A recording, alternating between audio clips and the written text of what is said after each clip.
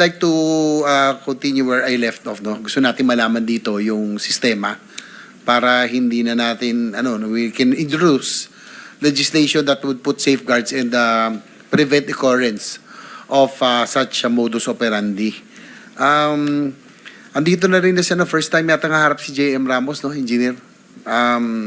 Nabanggit ni Engineer Alcantara na di in-on na dahil daw sa iyo na sa iyong pagtanggi na pumirma doon sa mga projects na supposed to be completed na sila Engineer Bryce Hernandez at Engineer JP Mendoza ang in charge.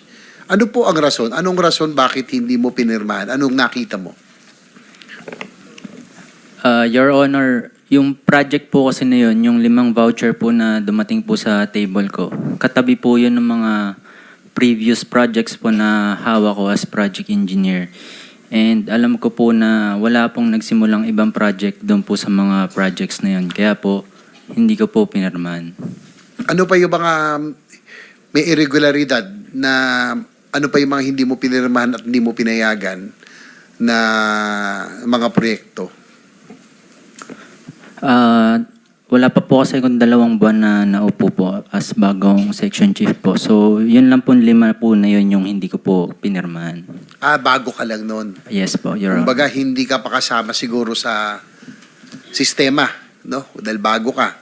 So, hindi nila akalain na ikaw yung ikaw yung magiging rason kung paano mabubulgar ito. Alam mo ba yon? Dahil sa iyo, sa iyong hindi pagpirma, natuklasan na may mga ghost projects doon sa inyong distrito, district office. Yes po, Your Honor.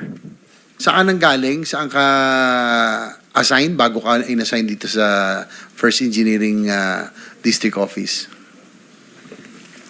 Nag-cadet ship po muna ako sa Central Office, Your Honor, noong 2015. And then after po nun, saka po ako napasok po sa Bulacan First District Engineering Office. So ano nangyari nung hindi mo pinirmahan? Hindi ka ba nila kinausap ni Engineer Bryce Hernandez at ni JP Mendoza? Hindi po, Your Honor. So narinig mo yung testimonya kanina ng Engineer Alcantara ni DE? Yes po, Your Honor. Ano masasabi mo sa mga kaninang kanyang testimonya? Wala po kong alam doon po sa mga transactions po nila. Dahil bago ka? Yes 2 po. weeks. Yes So po. 2 weeks ka pa lang? Wala Tama pa pong 2 months po. Nung naupo ka doon, kaya na-discover. Yes po, Your Honor. Thank you. Wala na si wala pa si Engineer Bryce, pero Mr. Chair, tanong ko lang siguro, dito naman si Engineer JP Mendoza. Isang nakakabahalang practice, buti na rin malaman ng taga-DPWH ito, yung pong natuklasan natin na mayroon silang 2 weeks na planning o execution, no, na dahil paglabas po ng GAA, hindi naman alam ng lahat kung ano po yung aprobado o hindi aprobado. Ano yung lulusot at hindi lulusot. So dahil naisingit lang ang ilan sa mga plano, ilan sa mga proyekto rito, no, yung mga flood control. So ibig sabihin wala ito sa wala ito sa plano. Walang project plan, walang project detailed matrix, walang program of works. So totoo bang nangyayari? Pwedeng sagutin Engineer Bryce itong paglabas, ibig sabihin ng GAA, no? Kasi binabanggit ko, may ilang mga proyekto na doon lang malalaman kung lumusot o hindi lumusot. So, totoo ba na meron kayong 2 linggo lamang na pine-prepare, halimbawa yung mga scope of works, yung mga estimate, pati yung mga design, no? Yung mga, para maihabol, para maibid kagad dito? Tama po, Your Honor. 2 linggo.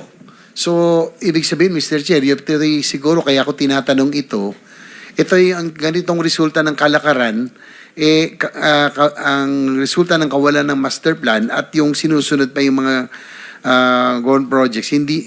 Ito siguro dahilan ba't nagkakaroon ng ghost projects, no? Tsaka yung doble-doble ang pondo para sa mga proyekto at bilyong pondo na nasasayang na inabubulsa lamang. Ito rin siguro, can you confirm, Engineer Bryce, na minsan daw, dahil nga madalian, ay kayo na lang nagtuturo sa mga contractor kung saan gagawin. Yung coordinates, gulo-gulo, yan yung presentation ng chairman na Mr. Chair, nung inyong presentation, minsan yung mga proyekto, wala sa tamang coordinates. At minsan daw, kayo na lang magsasabi sa contractor kung saang portion ang kanilang gagawin. Senator JB, gusto ko lang pursue yung point nyo na nire-raise. Kay JM Ramos, binabasa ko yung transcript dito last September 18, 2025. Sinasabi rito, nagkaroon kayo ng meeting ng August 3, 2025, di ba? Yes po, Mr. Chair. Kasama sina Bryce, sina JP, lahat pinatawag kayo.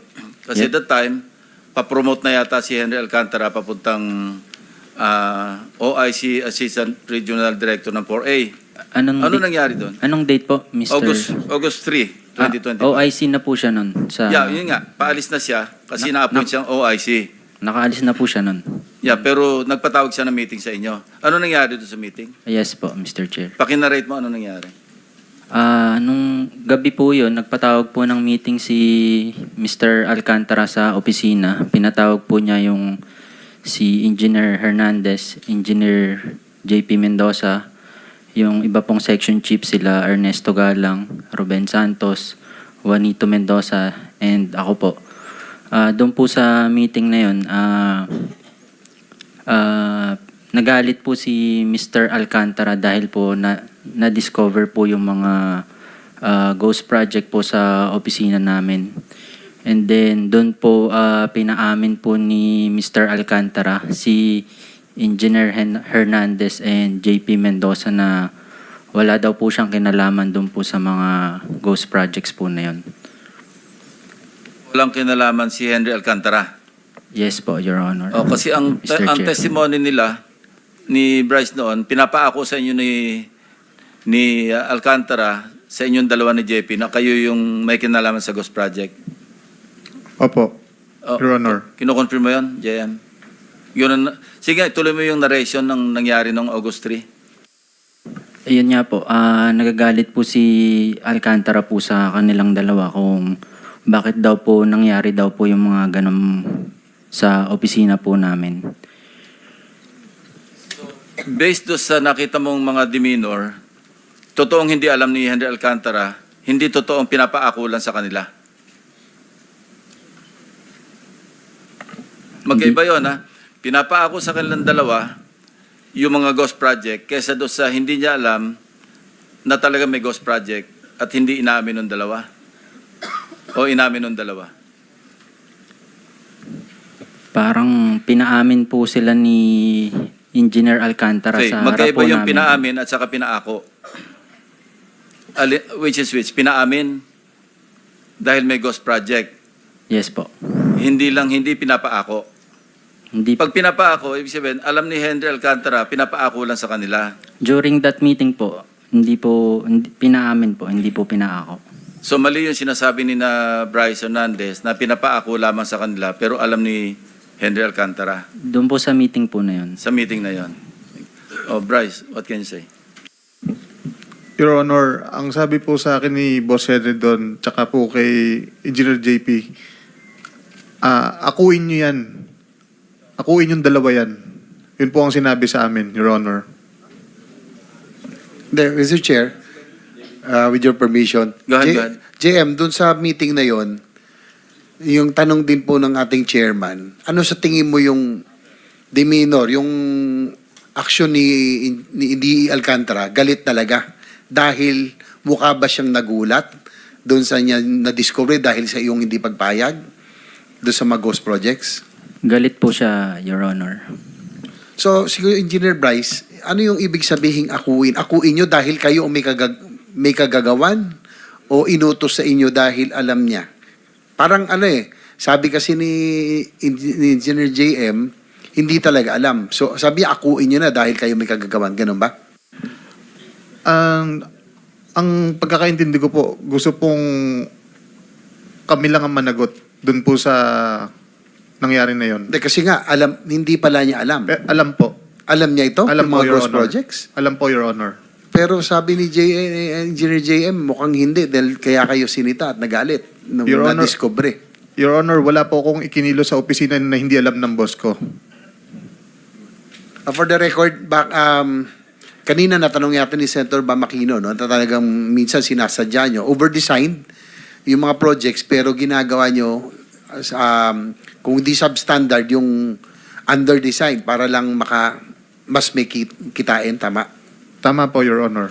So itong mga ghost, again for the record, i-reiterate lang natin, kaya nyo ginawa yung ghost dahil mahirap nang masyadong habulin, no? Dahil doon sa porsyentong nawawala, dahil na tumaas na yung tara, gaya nung sinabi mo nung huli, kaya nangyari itong ghost. Opo, Your Honor. Kailan nagsimula? Instruction po ni boss sa amin yan. Instruction ni Boss Henry? Opo, Dahil Your Honor. mataas na, hindi mahabol. Opo, Your Honor. Kailan nagsimula yung ghost projects? 2022? Doon sa inyong distrito? Yung mga proyekto? Sa pagkakatanda ko po, mga ganun po, Your Honor. 2022. Tapos kaya ako tinatanong yung 2 weeks, no? Yung halimbawa, Mr. Chair, kasi pag may nagsingit sa GAA, walang may alam kung ano ang maaprubahan kung ano yung lulusot. Tama, di ba? Hindi mo malalaman. So pag lumusot na yung GAA, pag na-publish na, ang ginagawa nyo, 2 weeks, gagawin nyo yung program of works, estimate, lahat, design, planning, kinonfirm mo kanina tama, no? Para mapabid ka agad. Tama po, Your Honor. So hindi ba ito nagre-resulta kung bakit nagkakaroon tayo ng substandard na mga proyekto dahil siyempre madalian yan Tama. Tama po, Your Honor. Kulang po sa preparation. Kung sa preparation, 2 weeks So Opo. ito rin ba rason kung bakit yung mga pinakita rin ni Senator Lacson sa kanyang presentation noon na may copy and paste, halos pare-pareho yung specification, halos pare-pareho yung cost, pati yung estimate, lahat pare-pareho. Ito ba nangyayari kasi nga kulang kayo sa oras sa preparasyon? Parang ganun na nga po, Your Honor, kasi parang nagiging meron lang pong pag gantong amount, automatic ito nang gamitin mong plano. Wag mo nang tingnan actual yan para maipabid natin agad yan. So ang Meron concern, na pong standard na ganun, Your Honor. so ang concern lang, maihabol, maibid lahat. Tama po, sa Your Honor. 2 linggo. Tama po, Your Honor. So nakakabahala to sa Mr. Chair kasi yung mga proyektong mangyayari, ganun po, no? Substandard, mamadaliin lahat, ganito nga, tsaka yung copy-paste na rin. Yung pong pagturo ng proyekto, ganun naging ka-powerful ang district office, na halimbawa po yung contractor, kayo na nagde-decide kung halimbawa, mahaba yung flood control, kayo nagde-decide kung sino ang gagawa ng portions. Your Honor, ang nagde-decide po sa amin yan si Boss Henry. Bigyan ko po kayo ng example. Kunwari may nabid po kami dito sa location A dapat. Nabid siya, then i-implement na po. Dapat po, tapos pagdating mo po sa actual site ng site A, hindi po siya magagawa kasi may problema po sa mga tao, right of way, ganun po. Dapat po doon ibabalik po yung pera noon, dapat po ibabalik kasi hindi po may tamang proseso po doon para ilipat po. Hindi po Senator basta JB, again, ituturo lang. with your permission, paki-explain mo yung may kapis, di ba? Sa Taliptip, Bulacan. Kung paano nyo minagic yung December 17, notice of award. Opo. December 18, notice to proceed. Ganun ba Secretary, ganun ba kabilis yun? Between the notice of award and the notice to proceed, 1 day, pwede yun? Hindi naman po siguro. Okay. Then after 2 days, December 20, nag-progress billing, 42%. Posible bang maka 40% accomplishment after 2 days? I don't think so. Okay. Pero December 27, kasi hindi na mabot ng Pasko, binayaran nyo yung 42%. I think parang equivalent to 42 million. First progress billing. Yung ganong kabilis, Secretary, nangyari na ba yan? Yeah, this is the first time I heard about Okay. it, Your Honor. So March 14, second progress billing. Nagbayad uli kayo ng 39.8 million. March 19, completed. Ganito nyo ginagawa yung Alam mo, Bryce, ito yung tinatawag na malversation. through falsification. Kasi obviously, pinalsify nyo yung mga liquidating instruments. Yung tulad ng pinakita ko, Senator JB, na isang litrato yung ginamit nyo eh. Hindi nyo man lang inedit yung 2 tao doon, hindi na gumalaw between December at saka March. Andun. Ayun, no? 2 mama. Ito yung first billing. Ay yung second billing. Ano yan, garapalan? Hindi nyo niisip na mariresearch ito? Ganon kayo katapang para mabilis makasingil ng pera? That's one case. Isa pang case, 2 project, sabay lahat ng petsa. Sabay, lahat ng petsa, walang pagbabago. Di ba trabahong tamad yan? Magnanakaw na rin lang kayo, hindi nyo pa pinuhin. Kindly explain. Your Honor, hindi naman po kami makakasingil yan kung hindi po pinayagan ni Boss Henry. Yun ang tatanong ko eh. Kayo nang may gawa nito, di ba? Kasi kayong pipirma eh. Sina JP, lahat, pati yung accountant. Yun ang sinasabi ko, maliwanag na falsification. Kasi alam yung mali, pero nagpipirma kayo. At hindi naman, Secretary, kindly confirm, hindi naman marerelease yung pera nang walang pirma yung DE at saka ADE. Yes, Your Honor. So kasama kayo sa falsification. Alam mo ba yung malversation through falsification pag lumabas ng 8.8? Non-bailable yun. Yan ang sinasabi ko sa inyo. Go ahead, Senator JB. Thank you. Thank you. So, going doon sa modus bank, sana matulungan muna nyo na kami. Andyan na rin lang kayo para hindi na maulit ito. Siguro naman nakapag-isip-isip na kayo na naando kayo sa baba, sa piitan, sa detention room, habang na-contempt. Ay, yung pong tinuro din na Senator Lacson, no, yung nabanggit niya yun sa kanyang privilege speech, pati yung coordinates, minsan parang hula na lang, minsan halos wala. Pupuntahan mo, wala doon. Ang papadalang mga picture, yung mga meron na accomplishment, nangyayari ba yun? Kagaya nga po nung yung pinapaliwanag ko po, Your Honor, ang na-encounter ko pong ganyang instance is yung pag hindi nga po applicable dun sa isang lugar, ililipat na lang po kung saan ginhawang pwedeng para hindi mawala yung pondo. Kumbaga, para lang po. Kasi po, para magastos lang. Tama po. As per instruction po ni Boss Henry, kasi po pag binalik natin yung pera kung saan nanggaling yan, mawawala po. Meron na po kasing gastos na proponent yun. So ano mangyayari? Di butas-butas yun minsan. Bago may problema, ililipat nyo lang. Kaya kahit anong lagay natin ng pondo, tubig yan baha yan lulusot yan. Kaya baha pa rin. Tama po. Tama po. So talagang nakakalungkot kasi parang hindi nyo ba, taga Bulacan pa naman kayo, di ba? Di ba? Sabi ko nga, di ba, nang may kumpi kayong, siyempre, minsan may parakinabang kayo, pero hindi nyo ba naisip yun? Bayan nyo, probinsya nyo, sana man lang inayos nyo para hindi nababahay makababayan nyo. Di ba? So may mga paborito ba kayong contractors? Bawa, siyempre, maraming contractors. Siyempre, meron kayo mas mga pinapaboran, meron kayo mas kilala, mas kaibigan, mas malapit sa inyo. Andito po si Sims. Yan. Si Sims. Your Honor, kagaya nga po ng sabi ko, ang napapaboran pong mga contractor dito kung sino po yung nagbibigay ng 2% kay Boss Henry na additional. So halimbawa, tignan na natin yung para hindi tayo magka-substandard ulit. Halimbawa, yung buong ilog, no, nilalagyan po natin ng flood control, flood mitigation. Yung mga paborito nyo, binibigay nyo yung mas madali para mas mababang cost, yung tabi ng kalye. Di ba mas mababang cost doon? Yung malapit lang. Kaysa yung nandun kayo sa malayo, sa malalim, ibabarge mo pa yung equipment doon Medyo mas mabigat ang cost doon. Halos siguro plus 50% more. Tama. Si Boss Henry po nagde-decide yan, Your Honor. Wala po kaming karapatan doon. So siya ang nagde-decide kung sinong contractor ang gagawa ng anong portion. Tama po, Your Honor. So iba-iba ang iba-iba ang cost dahil nga siyempre depende ron sa